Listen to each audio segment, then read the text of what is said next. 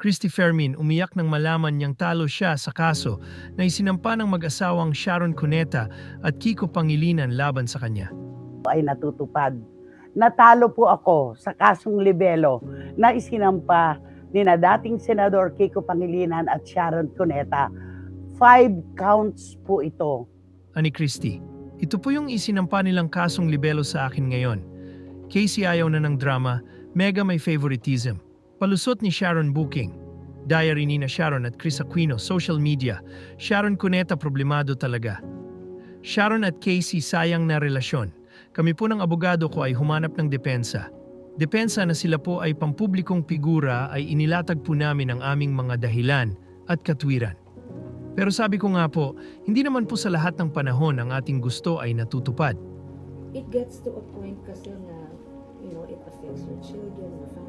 I've lost sleep over it. Kasi feeling ko kahit hindi totoo, parang syempre meron kahit liwan na maniniwala doon.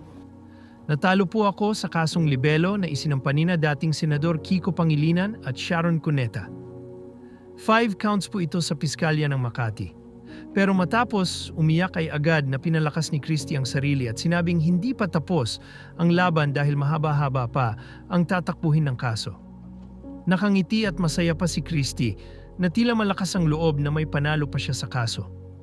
Dagdag pa ni Christy, ang amin lamang po dito, hindi lang naman po ngayon ang laban, di ba? Ito po ay sa Piskalya pa lamang.